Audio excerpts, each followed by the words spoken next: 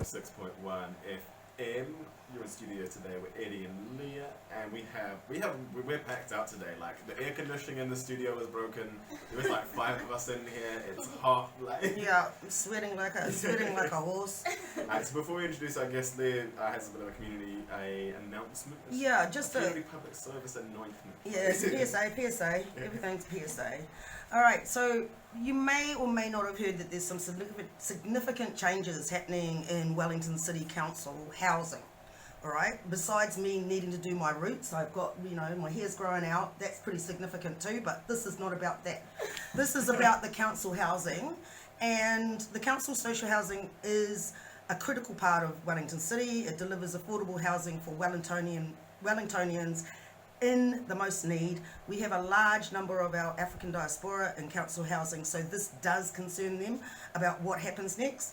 Currently the city housing is neither affordable for tenants nor sustainable for the city, so the council needs to look at alternatives. So this is a concern for anyone who lives in and around city council housing estates and anyone who's a ratepayer in Wellington, which is all of us. So if you want to get involved and get more of a background, you can head over to IRS for All campaign on Facebook page, fighting for income related rent subsidies. So that's 25% of your income instead of the ever blowing out 70% of the market rate, which keeps growing and growing and growing. So it's becoming unaffordable. And on Wednesday at 12 p.m, we've got a handover of the petition about getting IRS for all. Wednesday the 13th of April at 12 midday if you want to come down and check it out. And also there's more information on the Wellington City Council website that explains where the Wellington City Council is at, and with a public consultation that's coming up. And the second thing I just wanted to say, the Mila consultation is starting soon. So you all know what Mila is.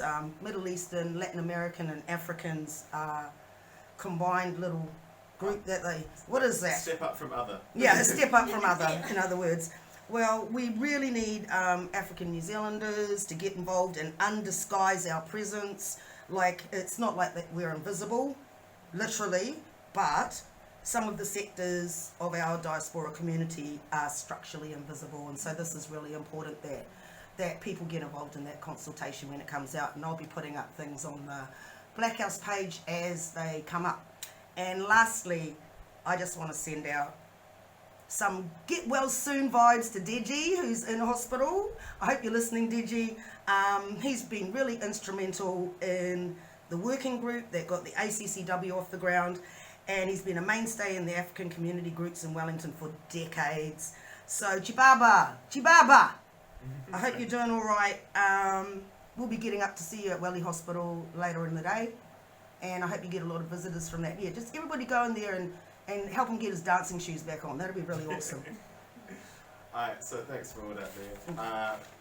We're going to go through our guest panel. So we have Beth and Selome, and we have Caio. So do you guys want to give you like a quick introduction of yourselves, like just off the bat? Like, who's to go first? Me? Okay. Hello everyone. My name is Beth. I am originally from Ethiopia. I moved to New Zealand, Aotearoa, when I was 10 in 2009. Currently I am doing my bachelor's at Victoria University, doing my public health.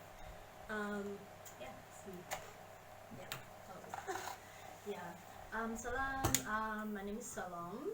I am Beth's sister. So I also moved here in 2009 from Ethiopia. I am half Ethiopian. We are half Ethiopian and half Eritrean, which is quite important to to mention. And I'm also studying at Victoria. And that's a bit about us. And you, Caio. Hi guys, how's it going? So my name is Caio. I'm actually from Brazil, and I've been living in New Zealand like for almost 3 years so far, and I'm currently doing like a PhD at Victoria University, and my research is like kinda about the political framework in Afro-Brazilian art in Latin America in general, which is weird that I'm here like doing this kind of research. But yeah, that's it. So I'm kind of like still a foreigner, like still trying to understand how it's like the connection between New Zealand and the whole diasporic situation in the world. That's it. So Sweet you. on top of that, Caio was also one of our DJs who we did a mix for us a couple back when we were on holiday. So like, thank you so much for that. And then Yeah. so then No worries. Caio and I met from Beth and Selome, and yeah, him and I have been like doing like little DJ sets here and there, just like That's practicing awesome. together. I'm really interested in the Brazilian, Afro-Brazilian art. I've got a friend in Florida who goes down to Mexico and has been doing the same thing with Afro-Mexican art as well. So tell us a little bit about that. Yeah, so I think like the African influence in Brazil is like huge, it's massive. Like most of people don't know, but for example, like more than half of the population of Brazil is people of color.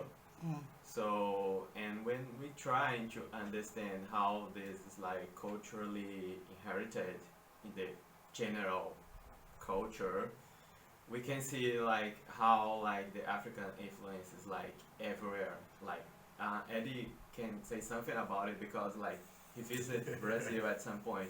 So if we see like the visual arts and music, dance, we can see this like entire influence all over like the history of the art in Brazil.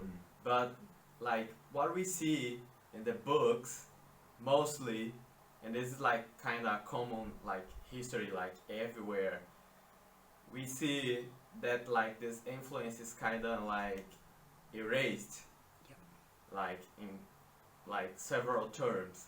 So like in the last like decades, like especially like the last decade, like researchers, activists, and also the artists, they are trying like to rewrite the history of the Afro-Brazilian history as like it's happening everywhere, right? Like if we consider like Latin America and even like North America, when like African Americans like have huge influence in their culture and it's visible at some point.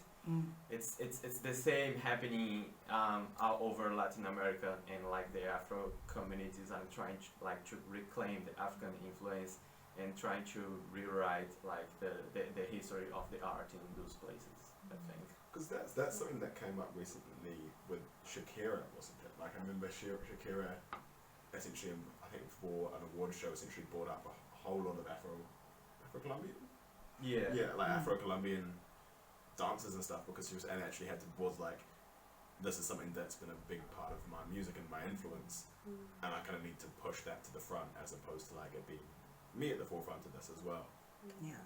So I guess, yeah, there's that kind of, like you said, it's been kind of almost like international, or like global movement, but specifically. Yeah, for example, if we consider like Brazilian funk, alright, like the music genre, like it is a Brazilian genre, like typically, but it was created by the black communities in Brazil, like specifically. So now like even the artists, they are saying like, look, this is from Brazil, it's from Latin America, South America, and all that stuff, but it's also black. Yeah, it would not be there if like the black communities like did not create the genre itself. So like it's kind of like an unfair situation when you understand like the what happened like in terms of like of the artistic scene in Brazil, and we consider, look, this is here especially due to the African influence in the genre. And it can be like in visual arts, it can be in music, it can be in cinema, in literature, for example. So because like, yeah, the process like of like to erase like the African influence, especially in Brazil, was huge, like in historical terms.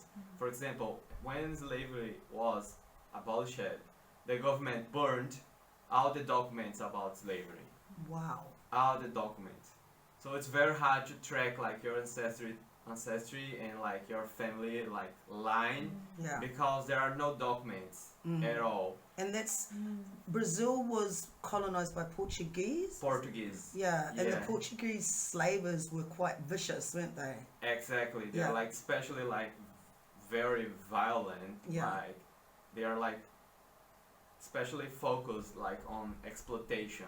Yeah. Like they did not want to live there, for example, as like it is a little bit different. Like colonization is all the same, but like the process are like different because like the economy was like was different depending on like on the country that was like doing that. Like So they it were was like a project. yeah, it was a project.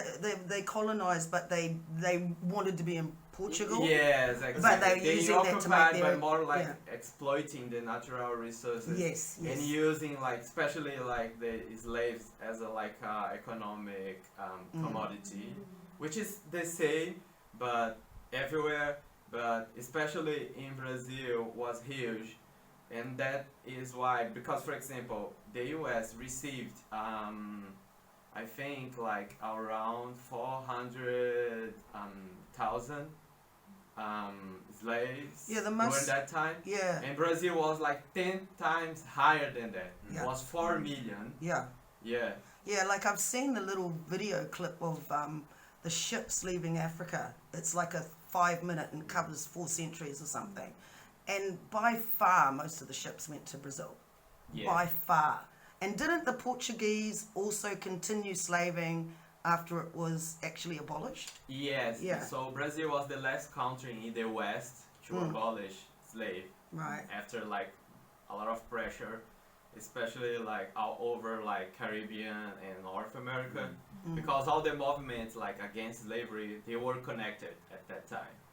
Yeah, they shared experiences, they shared knowledge, Yeah. and there was a pressure like in movements in Caribbean, especially like in Haiti because of the Haitian revolution, Yeah. and in North America, and then like Brazil was the last country in the West to abolish. What year was slaves. that?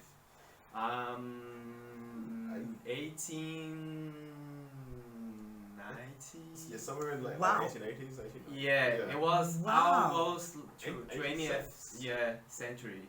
Yeah.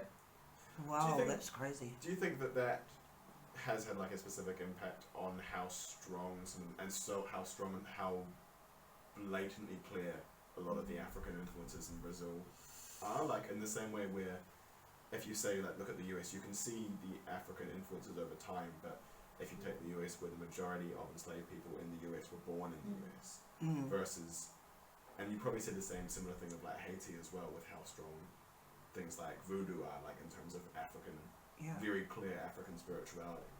Do you think that that's something similar in Brazil because people were brought over to a much closer point in time, so like to say the 20th century?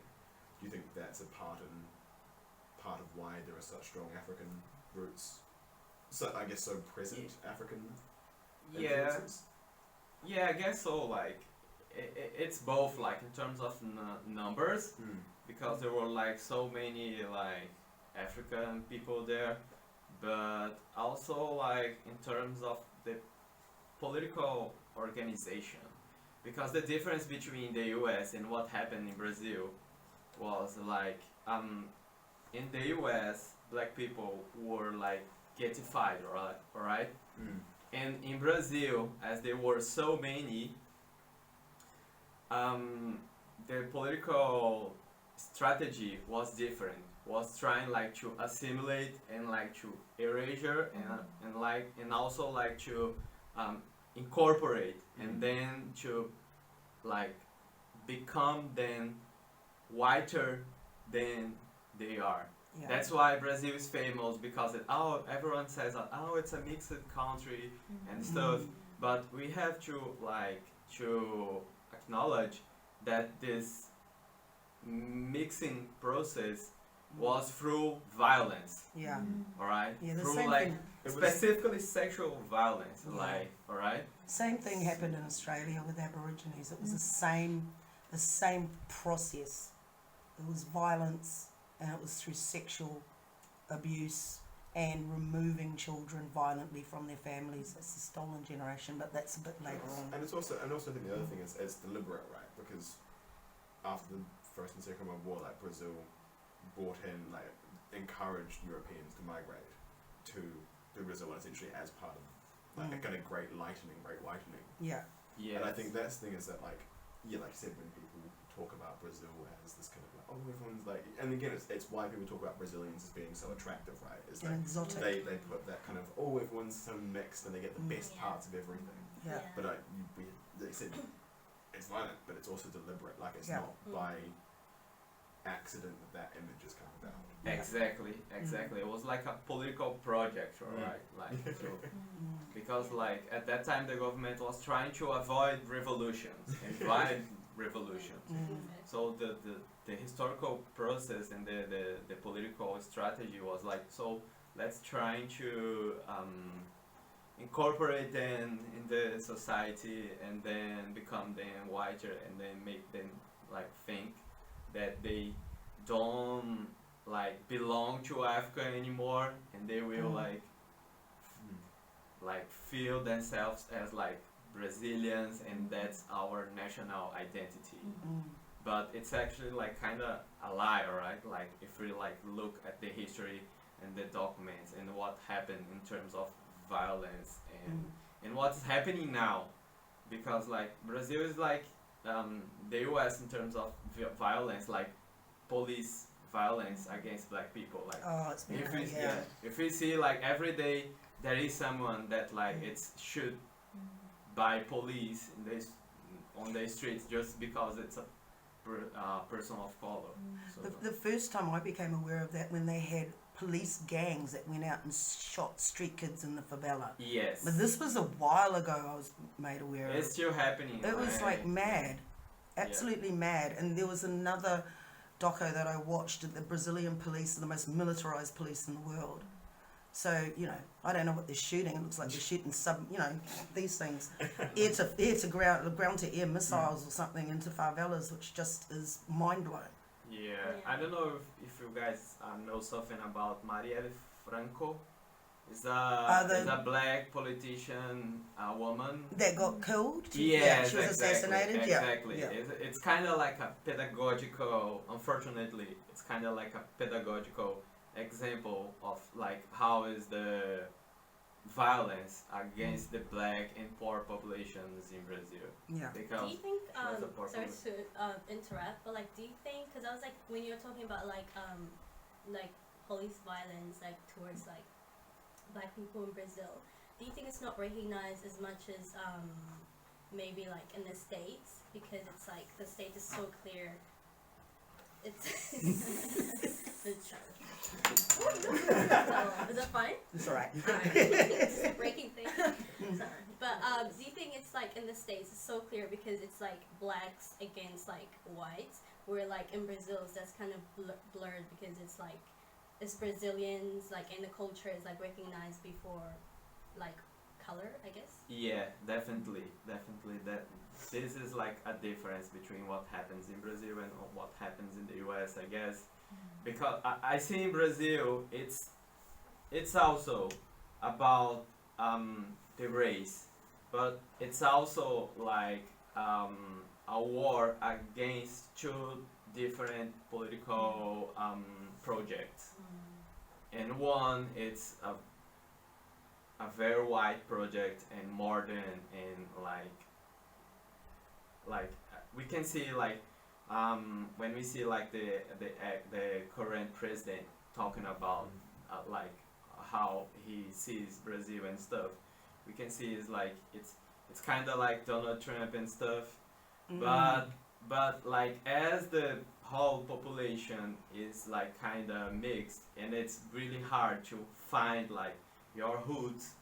It's you can of course like people can be cooptated at some point, right? So if you see like the police, the Brazilian police, in terms of race, for example, you can see like they are not white, alright, but they like work like as like the arm like of the political project, which is like, look, if you are poor or you live in favela, you like likely to be a criminal and stuff, and most of that people, they're people of color. So it's kind of blurred at this point because like you can cooptate people, and for example, like in the beginning of like 20th century, there was like an anthropologist like who started like to create it and to write about this myth, which is like the Brazil is a racial democracy. And when we see that he was not white, so why like he was writing about like this political project to become the country like whiter than it is, if he was not like a white person. So, and that is the point, like how you can like create strategies like to manipulate and cooptate and like make people like believe that they are something that they are not. Yeah. It's almost like the idea of, it's almost like a colorist sort of thing in a lot of ways. Like I remember the line between like black, or when I was in Brazil, like I remember my mate, who wasn't statistically that much darker than I was considered black, and I was considered like pardo. Yes. And it's one of those points where I was considering What's pardo? like mixed. Okay. Yeah, mestizo. It's like a colonized like mindset, like you said. You know, it's like you expect like the white people to push those ideologies, but it's always like shocking to see like people of color also pushing those ideologies. You know, back home like it's mostly like we have never been colonized, so but like you could see like the power imbalance between the police and the people, like the civilians and stuff. You could see that clearly, even though there's no like white people and all that stuff back home. Majority just like African, like you know, there's just a lot of like Habesha and other like people in Ethiopia. But the power imbalance is very clear, and I feel like that's because they're operating a system of like a white system. You know, like the whole police, like the whole system of that, like you know, the hierarchy is like they're operating that, and of course they're gonna have like this toxic like power and like power imbalance and practicing that and beating them up and all that stuff. Like so I think that's like a passed on to like it comes from like a Western, like you know, like point of view and like Western ideas and stuff, like they have crushed us with this this thing. Yeah. It's even like you said, like Ethiopia's never been colonized, but do you think even the fact that Ethiopia as a non-colonized society surrounded by colonized societies kind of has adopted some of those things? Yeah, for sure. And also like it's very like clear, it's almost like baffling because when we do have conversations with like our family and stuff about like colonization and all that stuff, they almost like wish they were colonized, because that means for them Ethiopia will have been like in further place than they are right now. And it's like so like you know, it's ridiculous to like hear that from those people, but like in their idea, like in their mind, it does make sense. Like you know, for them it's like it's the whole like white saviorism and all that stuff. Like you know, it's like they came here and they like already saw white people as like the saviors, it's like pure beings and all that stuff. And in their mind, it makes sense to them, like they will come to them and save them from the place that they are and stuff. But I think that also has a wishing they were colonized also has an impact of like the way they do things, you know. And they have that colonized mindset of like like white is better, and like the more closer we are to that lifestyle is like The closer you are to whiteness, the closer you are to God. Exactly. Because you had a Yeah, like that's literally what it is. Like, doesn't religion follow all of this and reinforce all of this? Yeah. But Caio, when you were like talking about like how Brazilians are like considered beautiful because of like that you know, that exotic kind of like look. Like that's kind of similar to like Ethiopians, and like in Africa they consider like to be like the most beautiful. That's because so the term Habesha means like mix. So like those are like kind of like, I guess us, it's like those are the people that are like mixed with like Arab mostly descent people. Yeah. And then the actual indigenous of like Ethiopians are like actually really they're actually dark, and Like, they is live. that the Omo? Yeah. Like, No, I think it's mostly like I don't know the technical. I think that's the way they're from, but like mostly just the West, I guess. Like they like they haven't like people that haven't been touched. I think there's a technical word for it. But I always like found that interesting because like that's a part of Ethiopia that people recognize, and like the media like portrays as like the exotic kind of like lighter skin and like kind of like certain type of hair and that kind of thing. So that always like made me uncomfortable when people say like, oh, Ethiopians are so beautiful, like Ethiopian women are so beautiful, because I know what they're referring to. They're referring to like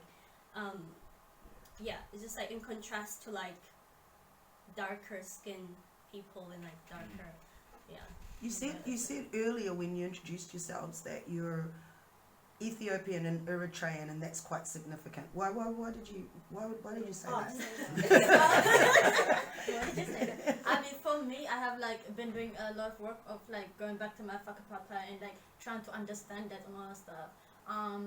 Because my grandma came from like it's Eritrea. When she was 15, married to like Eritrean husband, all that stuff. She kind of like she was young, so we kind of like lost that part of ourselves and stuff. And it's only until I got to work with Tangatafanwan people and that other stuff, like where I like acknowledge that knowing my inheritance and knowing all that stuff is very important. And so my mom moved here because she was banned from working in Ethiopia because she was Eritrean and the whole thing that was going on there. So for us, kind of like, and then for me and Base, we were still living there, but we have to hide our identity of Eritrea, like being an Eritrean people and all that stuff. And in our mind, it kind of draws this image of like being an Eritrean is actually like something that the lesser part of us and something that we have to hide. And so that's something in our head. So I'm just trying to do the work of like actually acknowledging that and owning it and all that stuff, and then kind of just relearning and that's pretty much it. Right, I think should we jump to some music and then jump back in? Perfect. Alright, so first up we have Back Up from Ruby Doo, just came out yesterday. So like this is a big tune there. And hopefully, fingers crossed, we'll have Ruby Doo on the show at some point in the next couple of weeks. I'm working on it. I'm working on it. Blackhouse Online. Stay tuned. I think, and then we'll go, what's another good tune? We'll go Parlay from One Asin and Dre 6. Okay, so this is Back Up. And we are back on the Blackhouse 106.1 FM. That was Parlay from One Asin and Dre 6. Just to jump back into a comment. I guess like it's interesting, like what, I've just like been looking at a lot of black media. I'm watching Top Boy a lot this week, which for me is like, which is like a threshold for black media. Like it's not very, but like I guess it's one of those things. Like what kind of stuff have you guys been watching at the moment? We've been watching Atlanta and talking about it. Oh, they bring out episodes like weekly, so like it's kind of frustrating, but it's so good. See, I like that as an alternative to binge watching stuff. So I think it's a different effect. I think there's shows that you shouldn't. That I think streaming service, and again, it depends on the show. But I think there's some shows that get released weekly that I'm just like put the whole thing out. But in some shows like Top Boy is one of them. Atlanta's like another one where I'm like putting it out like weekly would give this like people they'd have to watch it. They'd have to like grapple with it like.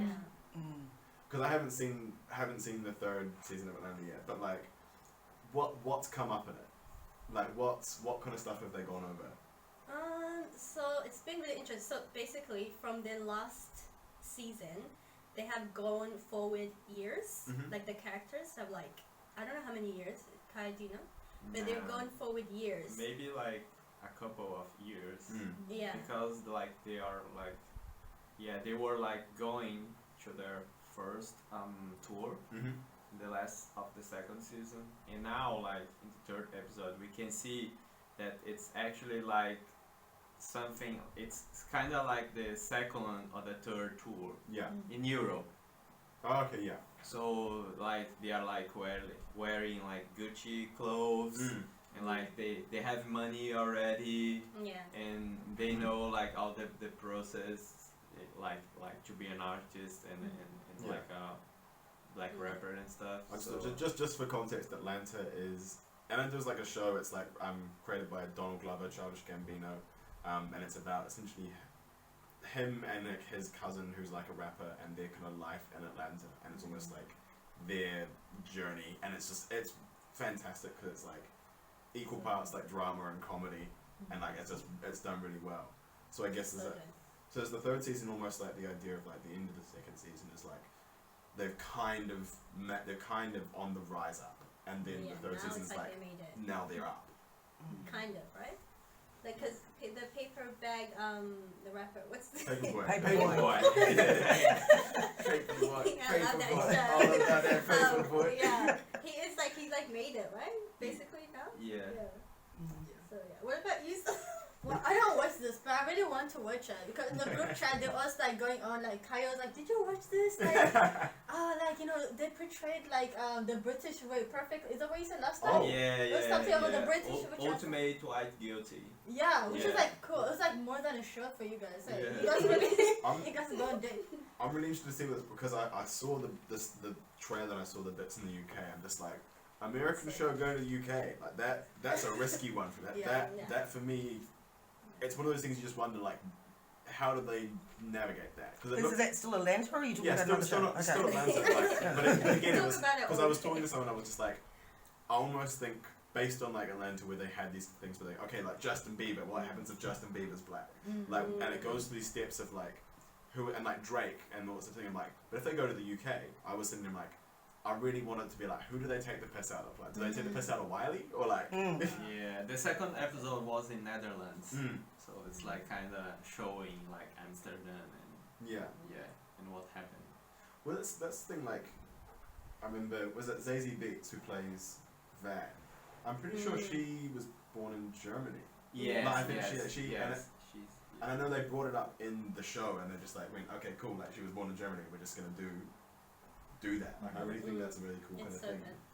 good. So and they I think it was the second episode. They talk about like blackface and stuff because it was in Amsterdam. Like in the concert, like everyone was like. Because they got Black Pete over there, right? Mm. Yeah. Yeah, they have like kind of like a celebration, Segregate, yeah, right? Black When Pete, they, yeah. they paint their faces Yeah. like Mm. black. Well, I know my girlfriend was watching the Kardashians, and there's an episode of the Kardashians where they're in Vienna for some ball, and then again, there's a guy in full blackface. Yeah. And it's one of those things where she's like, this is horrible, and that's the thing. I'm just like, I'm not disagreeing with that, but also like Europe isn't America in terms of its relations to blackface, and they have those kind of spaces where people kind of don't get how fucked it is. Yeah. It's kind of like it's been watered down so much, I guess, and then now it's kind of like normal. I know, was it there was one cafe or something up in Auckland that tried to bring Black Pete to New Zealand and it didn't go too well.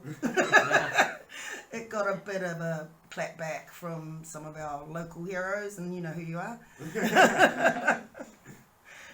But yeah, I definitely wonder, like, and I guess again, like we said, like when we were talking about before, like with this kind of American focus on racial dynamics and race relations, how much about like Europe, and even let's say like America and the UK, where we kind of there's like a flow in there, but how much we actually know about how does like being black in a community in Germany or like or look at the Ukraine recently. Ireland. Ireland's interesting. Yep.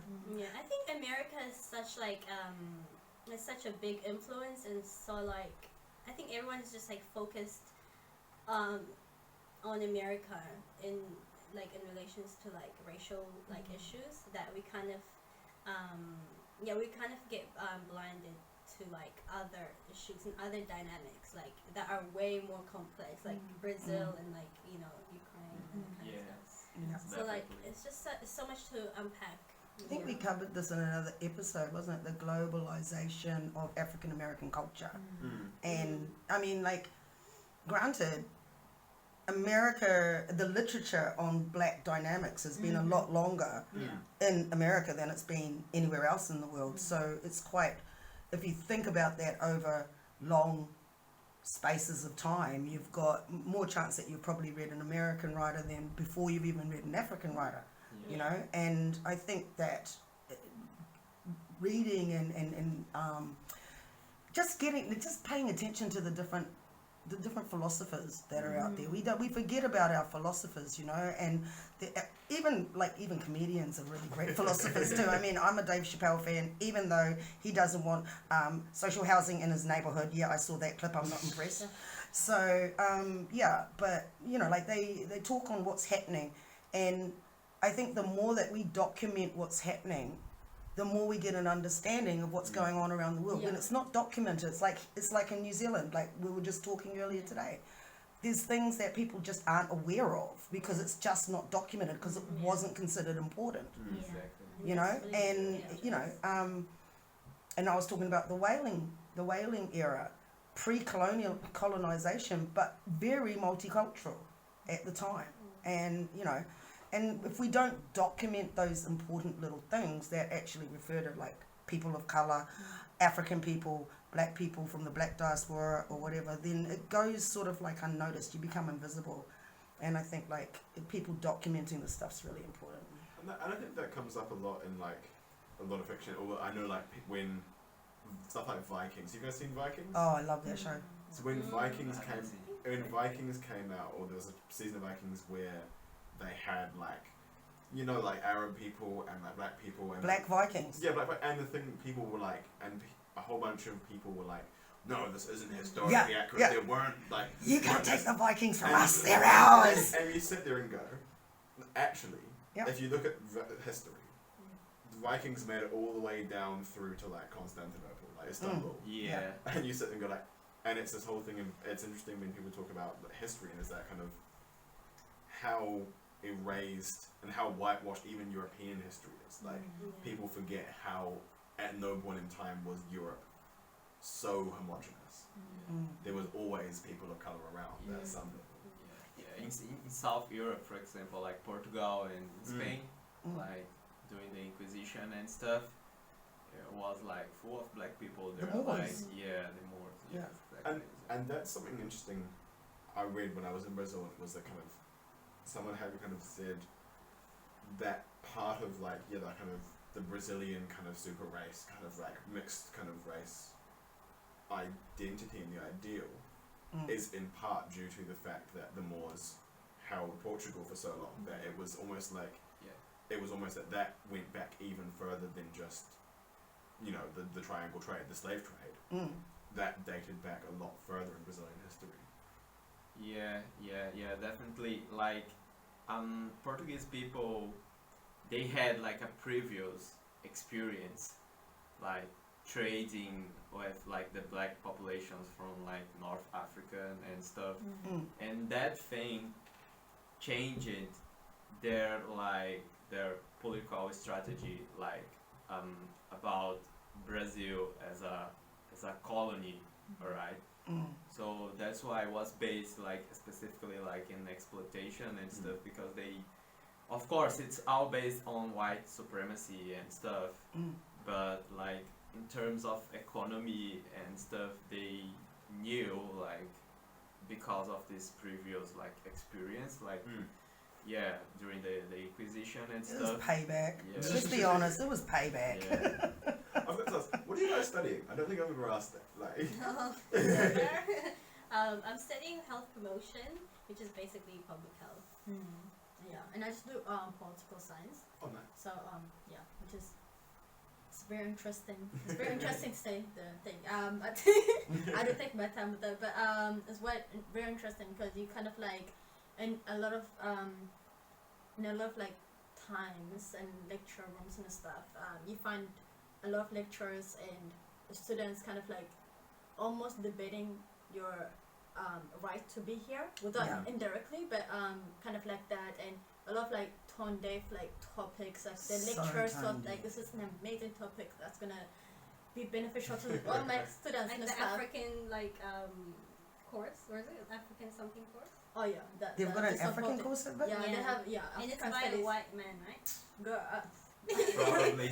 I'm not doing that. Probably. Oh, face palm.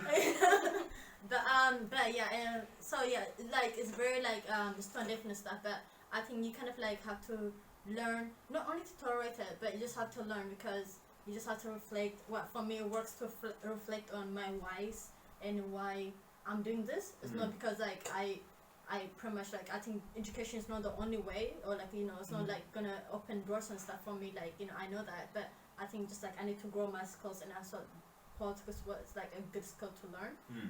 For me to kind of like take it back and use it the way I want it, which is like community organizing Yeah. and all that stuff. And I thought that's a good skill to have.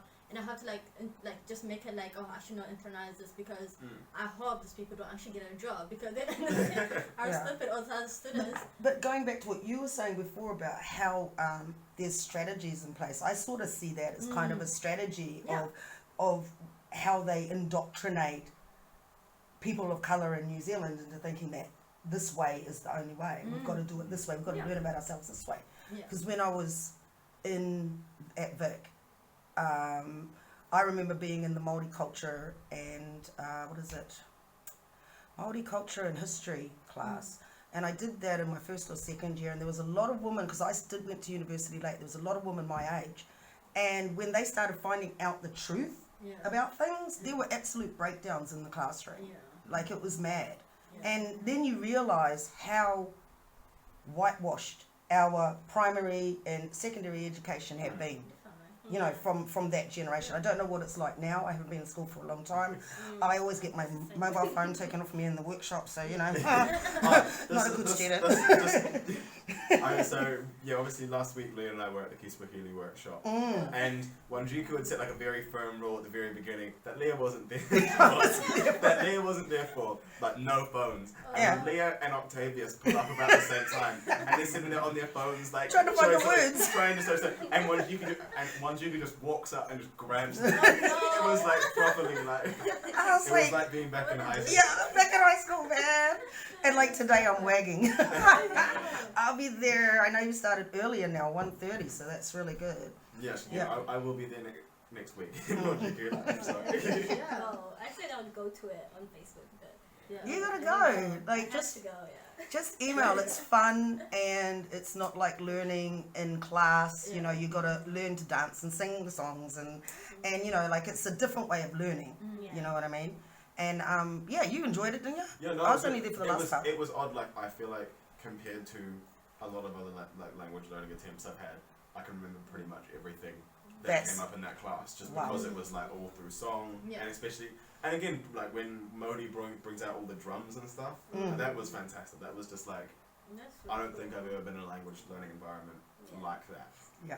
Yeah, I And think that's I've so been cool. so like I think by like when it was so difficult learning English like coming here that I'm like I just can't like imagine learning another language. You're traumatized from language I'm learning. like I don't want to learn any other. That's so true. But yeah. Still struggle. Yeah. You still So struggle hard. with Yeah, which with English. English? and stuff. Are you gonna give it a Yeah. go in Swahili? Try Swahili maybe. I'm I'm supposed to be there because like I'm born in New Zealand and my father's Tanzanian, so like, you know, I'm about the only Tanzanian I know that doesn't speak Swahili. Like I keep getting reminded of that. So it's very small. Every time somebody asks me, I say kidogo kidogo, which means a little bit. But like as you get older, I think when you've just been in one language, your tongue gets really heavy with trying to learn another one. You're always like, it's like a clock. It's like putting yourself in gear in your brain, changing out of English into Swahili. But I'll give it a go. My son was one of the first African kids to be fluent in Māori in Wellington, so he went to, we confused teachers at Newtown Primary School, like totally confused, because they'd have all the Ethiopian and Somali kids over there, and then there's one little black dot running around speaking fluent Māori. So you know, I did that hopefully for him to like want to learn Swahili and make it easier, because once you've had two languages, it's like they say it's better to have. It's easier to get a third one or a fourth one like that. Would you? Because you've done different languages. Oh, this is like language number 4 I've attempted. Wow. Like, no, as in like I've attempts. Like, I did German in high school. I can understand the flow of German. Like, I have a couple of mates, one of my really good mates who's Swiss Nigerian, and him and his best mate are both speak German with each other, and it's one of those ones I get the flow of it. Yeah. I've tried Portuguese. I feel like if I almost left Brazil at the wrong point. Like, if I'd stayed another 6 months, I would have left, probably being able to still speak it now. Wow. But I just kind of, I think it's almost like a comedy sketch where when I've talked to Brazilians, I haven't done this with you, but I remember other Brazilians I've talked to, I have like the speech where I'm being like, I lived in Brazil for 6 months, I can't really speak too much anymore. Like, I can understand it better than I can speak, and it's almost like, what's that movie? It's like Inglourious Bastards, you know, at the very beginning where like, Christoph Waltz goes, I've exhausted all my French, can we please switch to English? And that's almost like the speech I have. Like, Yeah. And yeah, so Swahili's kind of language, and language 3 I'm trying to, like, and I think if I try and commit to something, or if it's almost just trying to get the practice and keep the flow of it, just so I can actually continue. Yeah. But I love the this thing that's kind of happening now, where like people are not putting so much emphasis on like speaking English, like with a proper accent, or like oh gosh, the oh my accent god, thing. like when we were learning, like it was that toxic thing, like when I was learning English, like it was like I was like, am I speaking it properly? Yeah. Like, do I have a proper accent? Do I this? Even though my vocabulary was probably like good, I still felt like not enough, because like I didn't sound like everybody else. So like now I love that resistance of like we don't have to actually like sound a certain way. Yeah.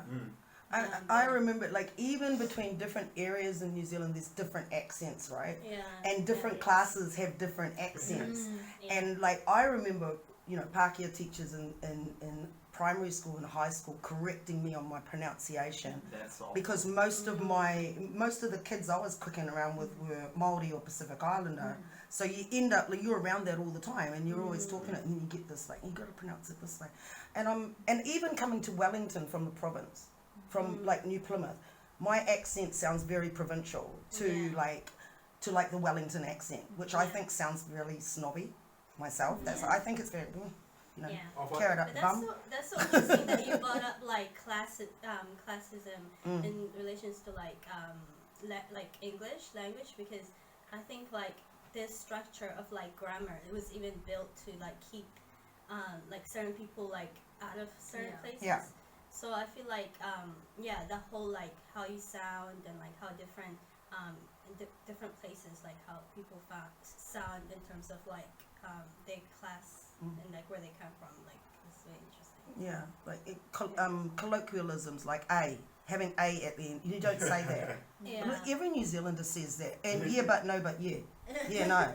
Everybody says that. But, you know, like with proper English, you don't say that. Yeah. Right? It's so annoying. I just think that it's the thing. I know, like, the same thing kind of flows on when people talk about like Jamaican patois, which is like obviously still quite English based, but like is kind of its own language. And you look at patois, or even the big thing in America at the moment with African American vernacular English, where they're saying recognize this as an actual language. As an actual language, So then you actually have to so then you're forcing, like, essentially, especially education facilities, to stop putting kids who can speak AAVE fluently. Stop putting them in stupid classes. So that, and actually give them the resources to actually work in African American vernacular. Yeah, because the same thing was happening in high school with some people that just second language speakers. They're not stupid.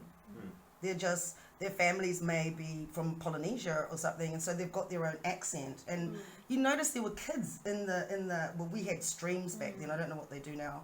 You'd have kids in the lower streams because of their language, the way they were pronouncing their language. But I'm like, but they don't have mental incapabilities or anything like that at all.